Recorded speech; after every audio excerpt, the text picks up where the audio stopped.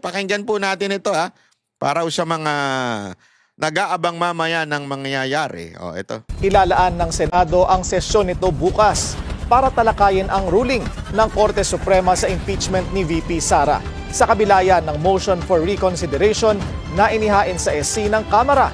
Narito ang agenda report ni Hannah T. Pinaghahandaan na ng mga senador ang debate bukas sa plenary tungkol sa impeachment ni VP Sara. Priority daw ito, ani Senate Majority Leader Joel Villanueva. Definitely, that would be the only agenda as we have talked about. And syempre, may kanya-kanya din kaming mga posisyon, may mga appeals. Ang kilalang Duterte ally na si Senator Bato de la Rosa, 2 beses binasa ang 97-page decision ng Supreme Court na nagdeklarang unconstitutional ang impeachment articles. Pwede na ako. Okay, hindi naman ako nagmamagaling-galingan, no? Kundi may mga punto lang din tayo na ipapalabas. Depende sa mga puntos na ilalabas nila. That would be a debate, di ba? Handa muna raw siyang makinig sa anumang opinyon ng mga kapwa-senador bago umabot sa muling mosyon na wag lang ituloy ang paglilitis. Lalo na't nakapaghain na ng motion for reconsideration ang House of Representatives sa SC. Pero kung siya ang tatanungin, dapat respetuhin na lang ang ruling ng Korte Suprema. 4 na senador ang ngayon kinekwestiyon nito, kabilang sina Senators Risa Ontiveros at Bam Aquino. Anila, there should be no rush to decide on the impeachment. 4 versus 20? 4 against 20? Maging mainit ba yan? So tingin nyo? Ito. Hot debate naman ang inaasahan ni Senator Erwin Tulfo. Hindi na bago ang pagtingin ni Tulfo sa impeachment na maganda sana kung tuloy ang presentation of evidence. Gusto kong makita ng mga kababayan natin yung ebidensya. That's what I want. Gusto kong makita kung anong... Dito feeling ko minali lang siya dito Pinutol lang to Kasi sinasabi, alam ko, narinig ko itong interview niya nung ilang mga pagkakataon. Sabi niya, gusto niyang makita at madinig sana ang side ni VP Sara Duterte. Pero the Supreme Court is the final. Kaya tomorrow, feeling ko, later, feeling ko, ang sasagot niya mamaya, let's follow the Constitution. Tingnan mo alam mo, sabi ko sa inyo, matatakot ang mga senador na kumontra dyan. Kasi tandaan ninyo, that's pagka kumontra ka dyan at sinabi mong huwag sumunod sa Supreme Court, naku po, yari ka dyan. Hindi pwede yun. Una, crisis yun, constitutional crisis yun, or pwede ka pang patawan ng contempt doon kahit senador ka. Oo, totoo yan. Sa tingin ko they can. Hindi ko na lang alam kung susundin ng executive branch na i-contempt itong mga ito. Pero pwede. At takot din yan in the future. What if hindi na sila senador? Di ba? Darating at darating ang panahon, sa kasaysayan, sasabihin, itong mga to hindi sumunod sa Supreme Court. Pwedeng ganun Kaya ako, sa tingin ko talaga, this will be... sabihin na natin, tama si dito tama si pangalan nito, si Villanueva na sinasabi niyang 20/4. Siguro yung 4 na yon. Sa tingin ko yung 20/4 na yon, si Ontivero, si Kiko Maching tuloy. Kiko Pangilinan at saka to si Bam Aquino at si Soto. Ewan ko feeling ko lang. Meron dito. Sige, tatayo ba ito? May laban ba, di ba? Parang you're going to a ring, di ba? May laban ba yan? Wala, or sa basketball, may panalo ba? Mukhang lamado na masyado. Para sa kapatid ni VP Sara na si Acting Davao City Mayor Baste Duterte, matagal nang dapat natapos ang VP Sara saga. Pero tila never say die ang moto ng Kamara. Bahala kayo. Bahala kayo sa buhay niyo. Sinabihan na nga di ba? Tapos ayaw pa rin. Ibig sabihin, natalo na kayo. Ayaw nyo lang tanggapin. Yun.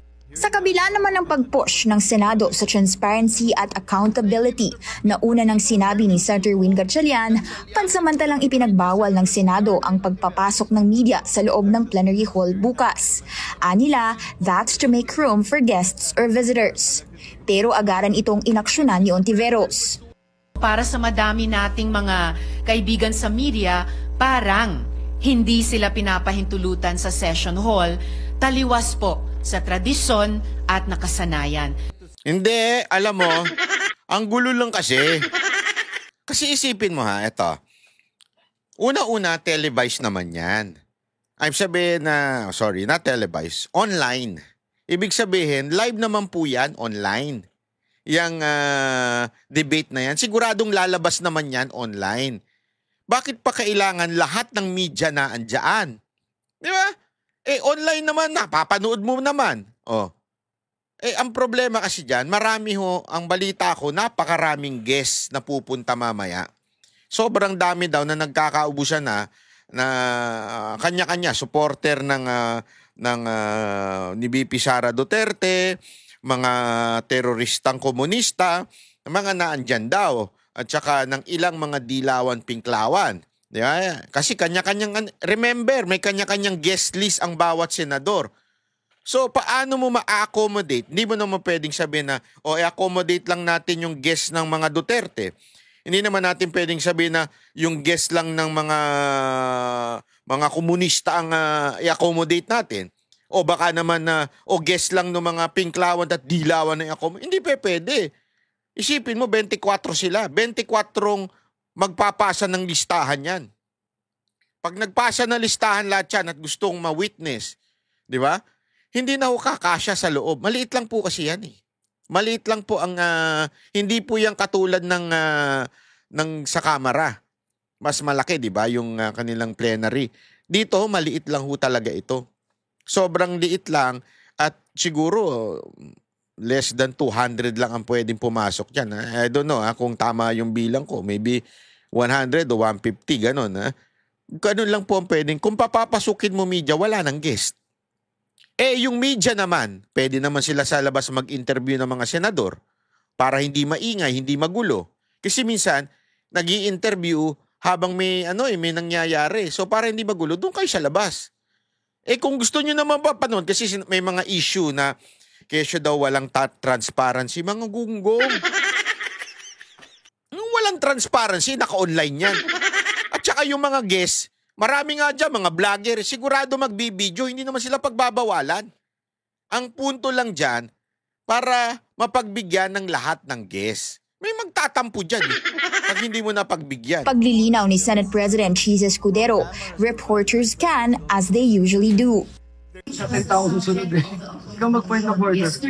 Matatandaang nang mag-convene ang impeachment court nitong Hunyo, nahagip sa mga footage ng Bilyonaryo News Channel ang senaryo kung saan nagkatensyon sa pagitan ni Ontiveros at Amy Marcos. Yan At nagmistulang tinuturuan ni Villanueva ang presidential sister. Yan kasi gusto Una na nyo, rin naging chismis. limited ang access ng media sa Wala rin kayong pinagkaiba dun sa mga tarantadong mga vlogger eh. Gusto nyo yung behind the scene chismis. Yan ang totoo. Gusto nila makakita ng mga naglalaro ng scatter, ng mga naglalaro na sabong, sana naman wala. Yan ang gusto nila eh. Yung nag-aaway, makakuha ng video. Hindi, alam mo, may mga kanya-kanyang guest naman yan. Imposibleng wala magbibideo eh. Ladies and gentlemen, atat din mga kababayan ng... Hindi, totoo naman. Atat din ng mga vlogger makakuha ng content eh. So siguradong, kung gusto nyo talaga makakuha ng scoop, di magpag-guest kayo sa magpag-guest list kayo sa mga senador. Kung ayaw kayo, wala na magagawa ang senador, mga senador dyan. Ang mga media dyan, di ba? Easy lang, wag naman kayo masyadong chismosa. Yan ang totoo eh. Ang boses ng masa, hindi natatakot. Katotohanan lang, di kami nalulunod. Walang bahid ng sismis, lahat ay totoo. Kahit sino ka pa, pag mali ka babanatan ka. Walang pinipili kulay, wala kaming kinikilingan. Basta para sa bayan, kami lalaban.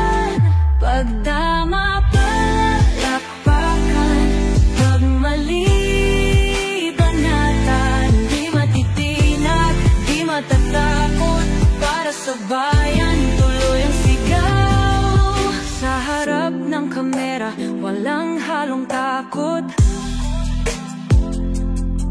Mga baluktot, lahat kayo'y tutumba. Ang hustisya at